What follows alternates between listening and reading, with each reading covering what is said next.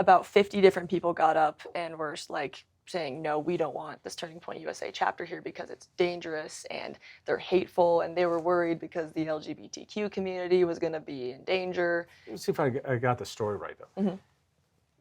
This happened after Charlie Kirk's assassination. Yeah. A student wants to start a chapter, Mm-hmm. and the student government, voted it down in part because it would be dangerous for the LGBT crowd. Yep. Not dangerous for Turning Point followers who actually can get shot. Mm-hmm.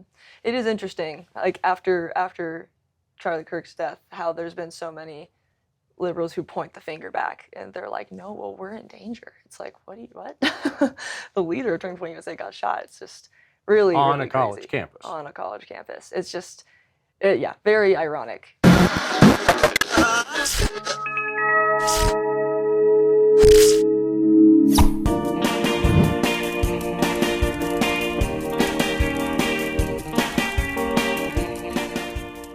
What's going on the other side of the mountains? Are they really denying Turning Point USA in colleges? We're going to find out. But first, subscribe and like our channel. Click that little bell icon for notifications.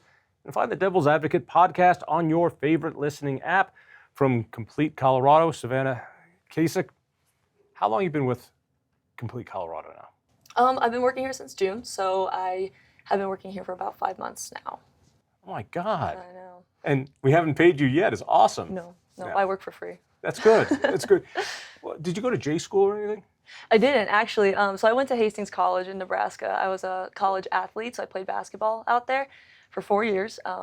This was a lot of fun, but it was... Did you get a scholarship? I did, thank God. To play basketball in Nebraska? I did. I was out there with the corn, yeah. Ah. It was good. I got academic and an athletic scholarship, so I played basketball. But you had to go to Nebraska. Yeah. So you were a Cornhusker? No, Hastings. Hastings, yeah. They do love the Cornhuskers, though. Their undying love is like, it's universal. It is kind of weird. It is a little weird. But yeah, I don't feel like they like Coloradans very much. I just have like that vibe. Yeah, it's weird. And now Wyoming don't Yeah. like us either because we're escaping and going up there. Yeah, I know. I've heard that we're like their Mexico. That's what I've heard. They call us greenies. Oh, good. Oh, okay. Because the license plates are green. Green, Yeah, that's Wyoming original. Greens, yeah. That's original. So yeah, I went out there. I got a political science degree for my major, and I minored in communications. And I liked it, but I did not major in journalism. I actually didn't learn anything about journalism until my sophomore year. I ended up interning at the local newspaper. It's called the Hastings Tribune. It was a tiny little local newspaper. It was super cute, and super cute. I'm sure the guy who owns it thought. Yeah, he's gonna be like, really? She's so cute. But it was. Was it a weekly? Yeah, it was. Well, actually, no, it was daily. We came out with daily papers, and it was they still sold them in like the local supermarket there, and it was very traditional. Their reader base was 80 plus, people, year olds, and so it was fun. Wait, the readership was 80 years old, or there were only 80 readers? 80 years old. But I mean, there wasn't, a ton of people in Hastings, Nebraska. So, but yeah, they just kind of took a chance on me and let me come, and they taught me pretty much the basics of journalism and I kind of started. What are the basics of journalism?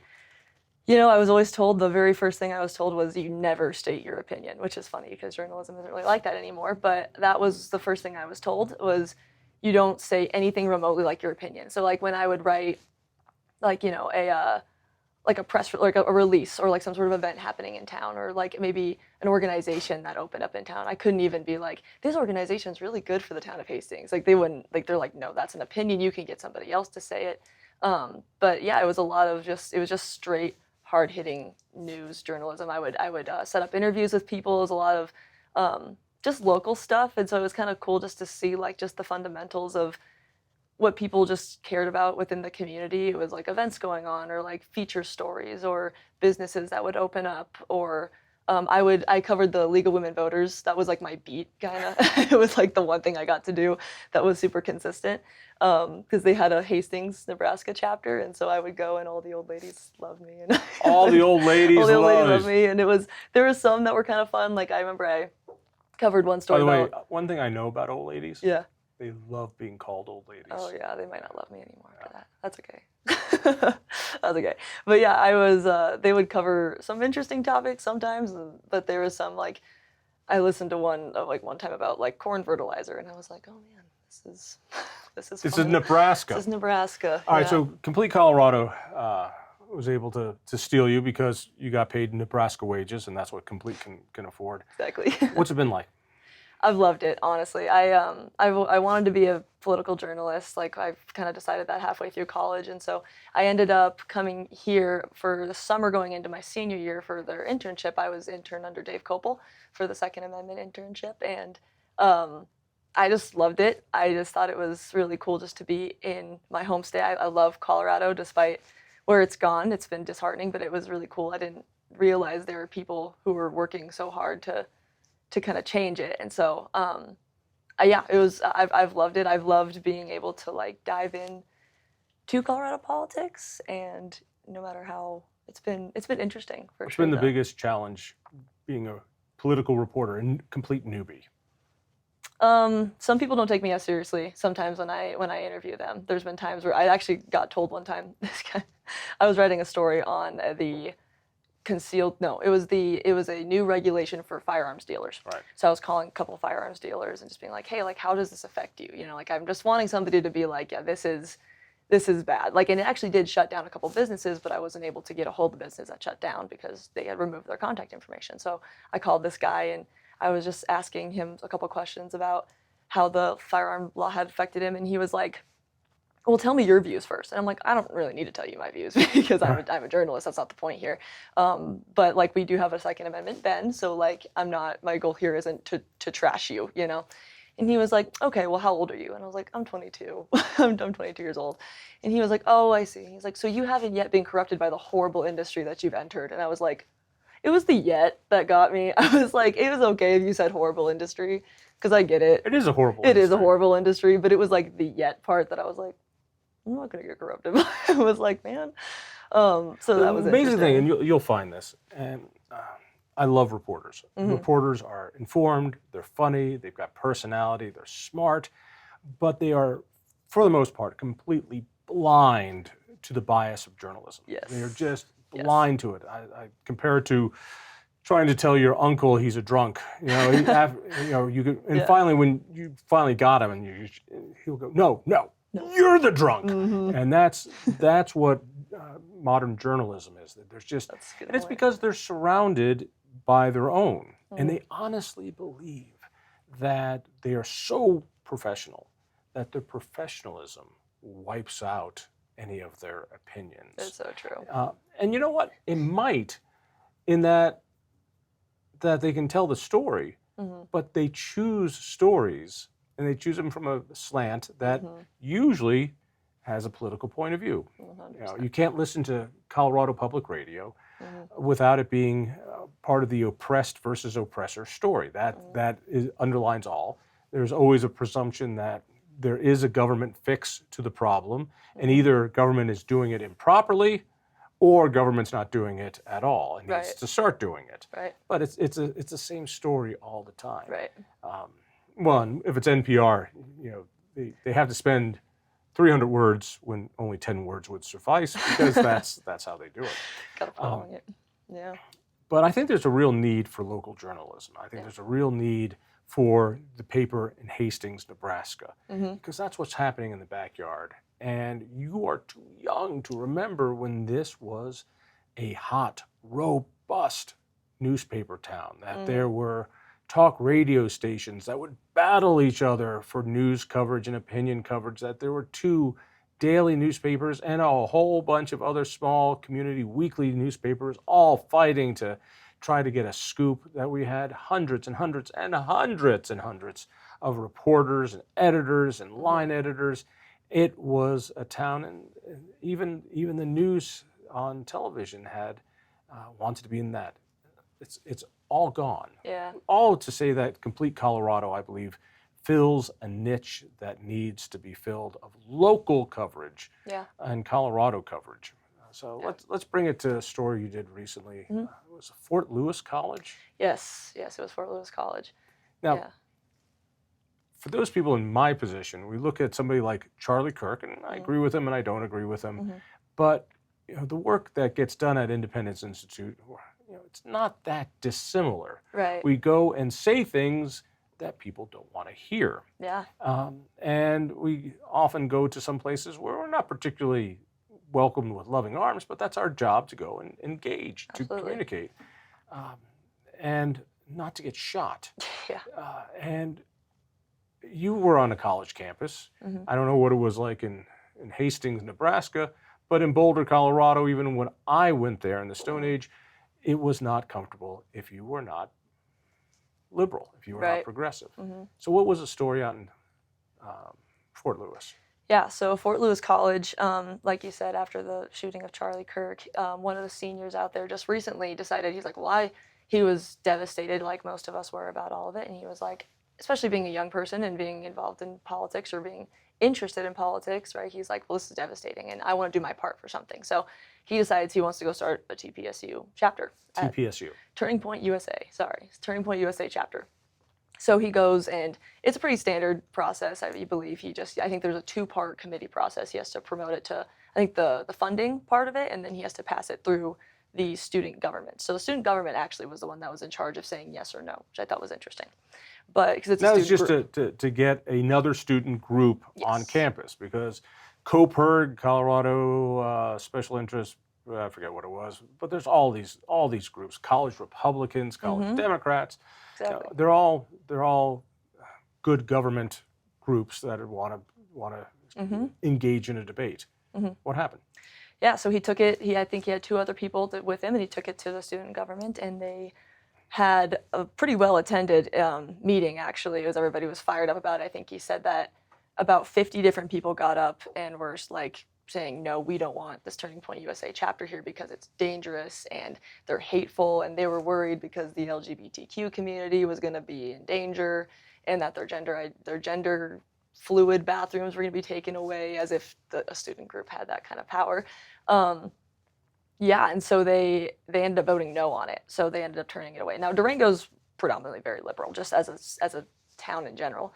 And I had a friend that went to Fort Lewis, and she told me the same. It's very, very predominantly Every liberal. college in Colorado is Yeah, I know, but predominantly. every college in general is normally pretty liberal.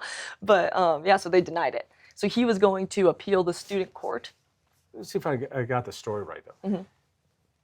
This happened after Charlie Kirk's assassination. Yeah.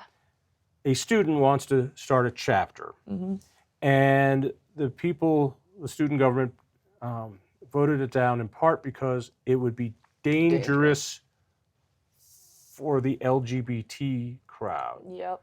Not dangerous for Turning Point followers Right. who actually can get shot. It is interesting, like after Charlie Kirk's death, how there's been so many liberals who point the finger back and they're like, no, well, we're in danger. It's like, what? The leader of Turning Point USA got shot. It's just really On really a college crazy. campus. On a college campus. It's just, yeah, very ironic, to be honest. All right, what happened next? So they denied the chapter, and so he was going to appeal to the court, to the There's student a court? court. There's a student court? I guess it's like they got a whole thing going on there. You're too young to have watched Animal House. Yeah, I don't know. Oh my God! What do you do in college? I don't like. Yeah, they had to go in front of the fraternity court too. Oh, kids these days. I'm so sorry. They just indoctrinate you in college, though. I don't. There's no real education There was a going time on. when they didn't indoctrinate you. You just got drunk and Right. tried to survive. All right, keep going. So he was going to appeal it, but I think he ended up doing that. But what really changed the tide was the Colorado House Republicans ended up sending a letter to Fort Lewis, and they were like, "This isn't constitutional. You better change your mind on this because this isn't right, and like there's going to be further consequences if you don't." Basically saying like we're going to get involved. I mean, this could be a case, if they really want to take it that far. So then all of a sudden they called an emergency meeting that night, the night that Who did? the college, the student group.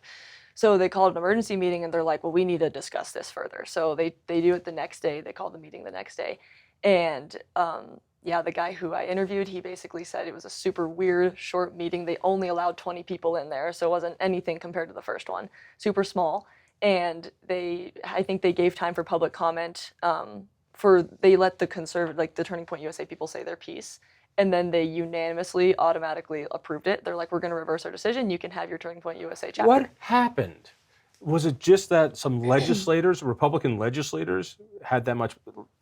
They can't do anything. Right. I think, well, so since it was the student group that made the decision, I think that the administration, the actual college, came in and was like, you guys need to take this out, because I think they started getting national attention.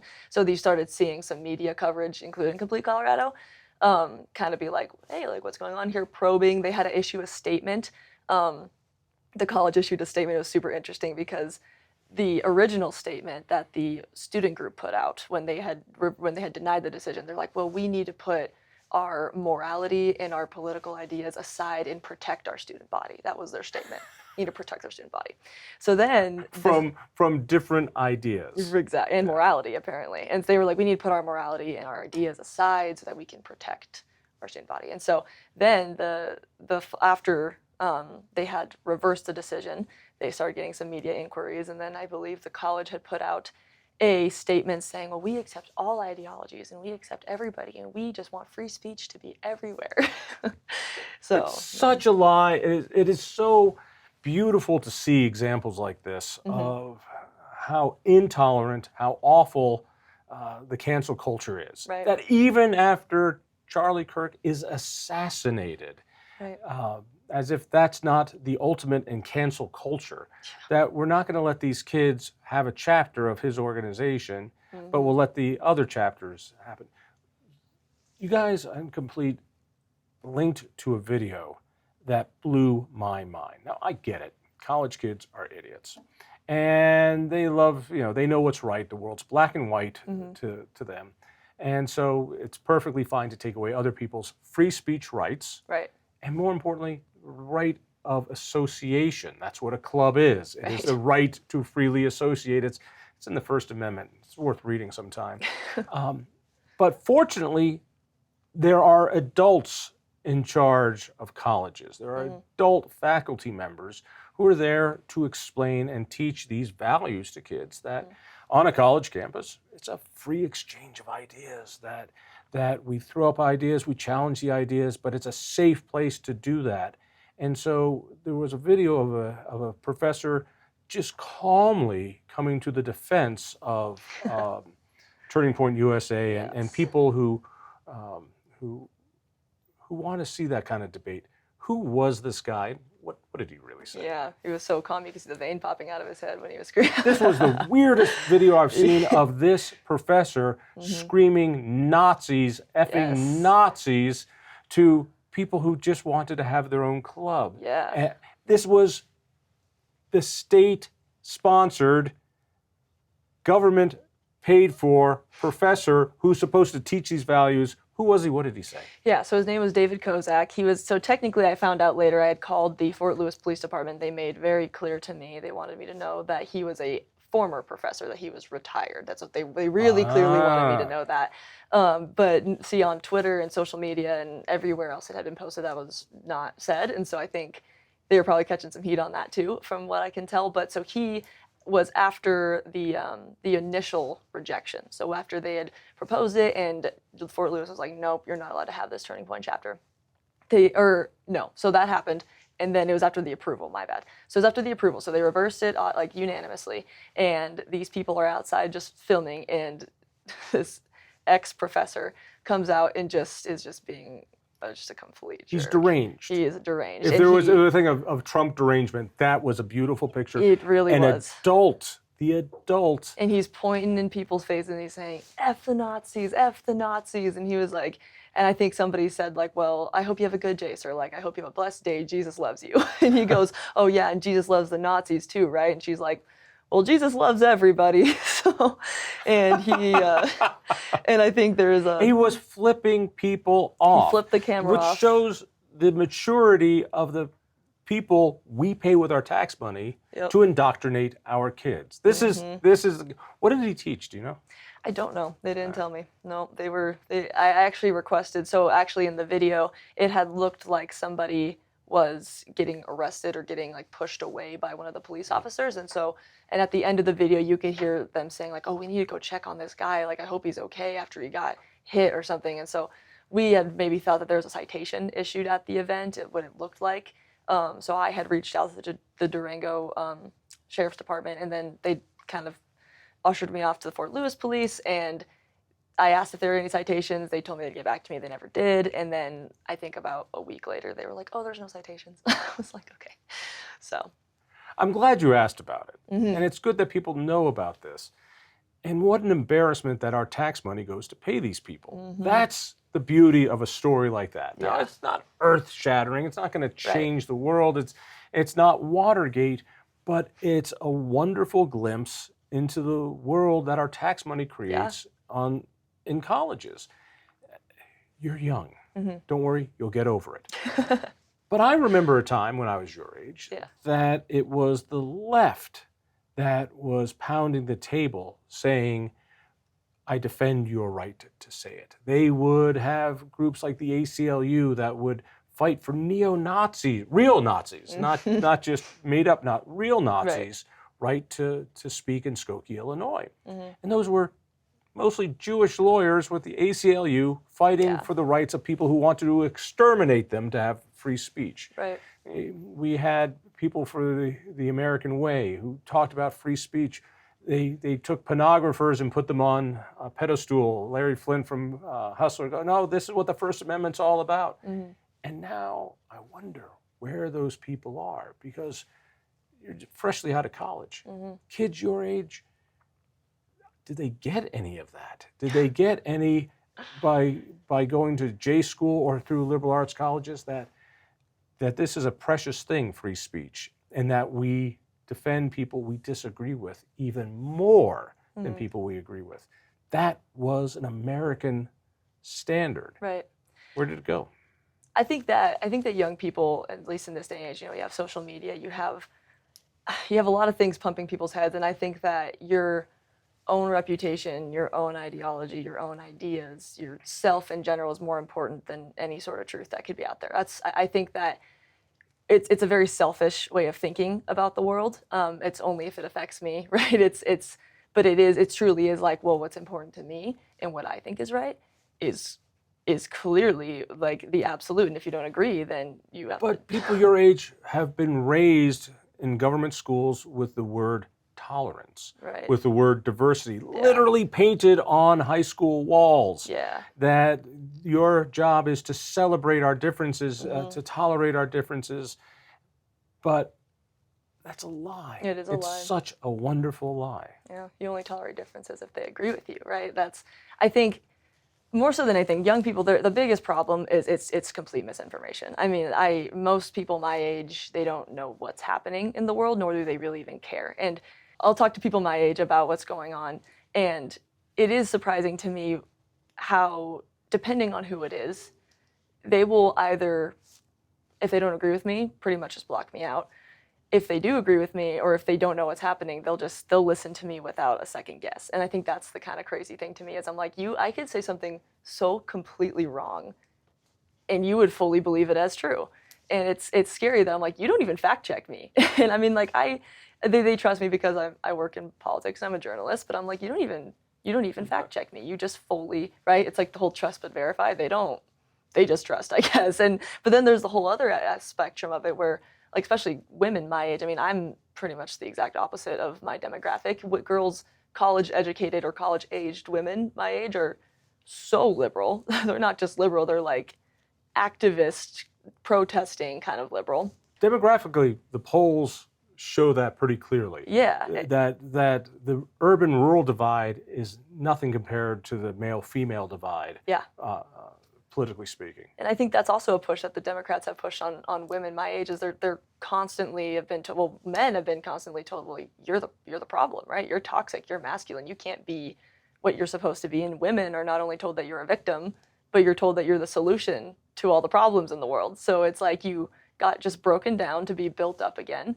And it does create a form of arrogance that I think exists within the youth, especially women. I am so fascinated by what happened at Fort Lewis. Again, because it's a tiny little thing, and you can look at it, that the hatred, and it is just pure hatred for people who have a different idea. Very. that if there was going to be a Muslim club and a bunch of Christians voted against it, media would be all over it, and they should be. But this one, no, it had to get out. Once the spotlight went on, they realized, oh, wait a second, we're supposed to be a college here. Right.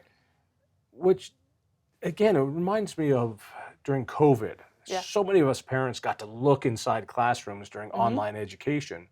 My daughter got to learn about critical race theory in her English class, in her math class, and in a yoga class of systematic racism. Right. We finally got a sense, and this story is a peek into that as well. This is what goes on. And the disappointment I have on these professors and the system that says tolerance but isn't tolerance. Right. Well, and I think that this story shows that gap between, right, there's that first initial statement where they're like, we need to put our differences aside, or we need to put our morality aside so that we can, quote unquote, protect everybody, right? And then there's this other statement of like, oh, but we accept everybody. There's that little gap in between of what people actually feel. And it is like absolute rage hidden within some of these people. Like what this ex-professor did, he was so angry. Like it wasn't very controlled. He was flipping off the camera. He was yelling at everybody. He put his hand up in front of the camera after a while to tell them to stop videoing him after a while, as if they didn't already video him for like 10 minutes. But I think it shows, it's just that curtain gets lifted, right? Because this is what the liberals will do this. They'll do something, they'll test the waters, they'll do something that is not okay, like rejecting this Turning Point chapter. And then all of a sudden it's like, oh, no, it's okay, we didn't do that. Like, we didn't do that, everything's fine. But there is that piece of like, oh, this is what's really going on here. Like this professor, like the way he reacted, that's very emotional, very raw. Like that's very interesting to peek behind that curtain. It was unhinged. Unhinged is a good word for it. Unhinged, and it's how most of academia feels about Turning Point and the hatred that they have for conservatives. They can't control themselves. Right. It is, when the people say Trump derangement, it is truly deranged. It's not like I disagree with you for the following reasons. It's you're a effing Nazi. And there's no consequence for it. I grew up with it in college at CU. It's gotten so much worse. The whole town feels that way. I know a gay man who says, I feel fine walking around with my rainbow flag on my hat. If I put on my Trump hat, I fear for my safety. That is a height of it. All right, what other stories are you working on at Complete? Tons of them. Another addition to that story was a kind of another little subset to the same story. I covered 2 high schools who also were trying to start Turning Point USA chapters, who got some backlash from the veil moms of Facebook. The veil moms? Yes, veil moms of Facebook. Like they wear veils, or they're in veil? That'd be weird if they wore veils. But, that would be pretty cool. Yeah, so they got some pushback as well. Yeah, let's see. So recently, Mike, our editor at Complete Colorado, he told me one of our most trafficked stories for the month of November was my story on the Twitter battle between Polis and DeSantis that happened a couple weeks ago. I think it's so interesting what people really, really like, because it was just X drama. So that was kind of fun. What was at the heart of that? It was so Polis. So it all started from a local Florida report of. DeSantis is trying to kind of essentially stop this weed bill from entering the 2026 ballot before it happens. And so some people are mad about it. Some people are like, no, we don't want it here anyways. And so DeSantis is out there kind of, fighting people on X and just interacting with people. And so somebody was like, well, if we what's it called? Legalize weed and then we tax it, then we don't have to have property tax anymore. And he's like, well, that's not true. That's not the case in Colorado. And that's pretty much all he said. So then Polis chimes in and he's like, oh yeah, well, I raised $3 billion off of weed in the last year that we used for education, we used for rec centers, and then he had the audacity to say, and we used it to pave our roads.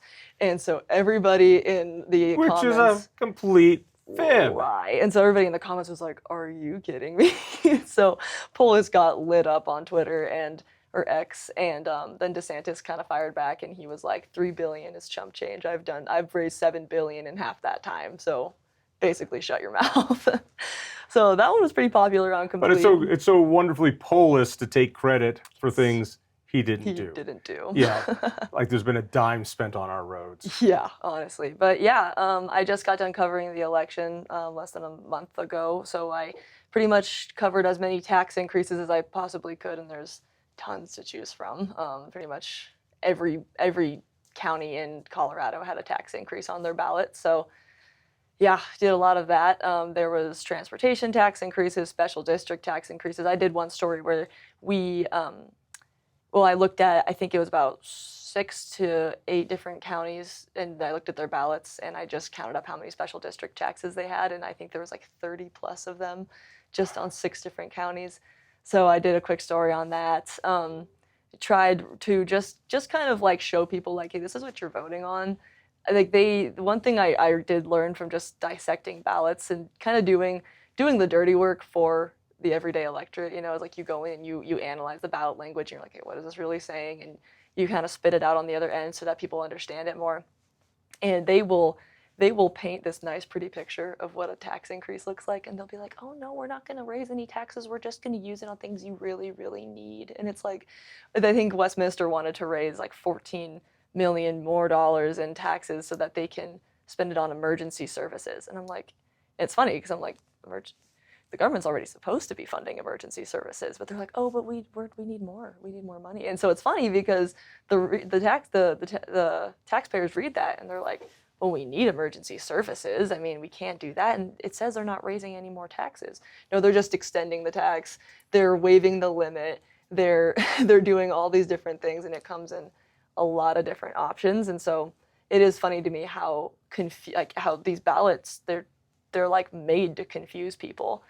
They're made to give a false impression. Yes. Without raising taxes, can we spend this money on unicorns for the children? Right. Not saying money is fungible, which means there's more money to go to projects you won't like. Right. People want to read your work, CompleteColorado.com. Mm-hmm. No paywall there. No paywall. We're glad to have you aboard. I hope you're having fun. Wait till you get more complaints. I'm waiting for the hate mail to roll in. Till next time, think freedom. If you enjoyed that conversation, by all means, click one of these other great programs. We have the best conversations with the most fascinating Coloradans. And subscribe to our channel. Just click down below and hit that little bell button too. You don't want to miss a single show.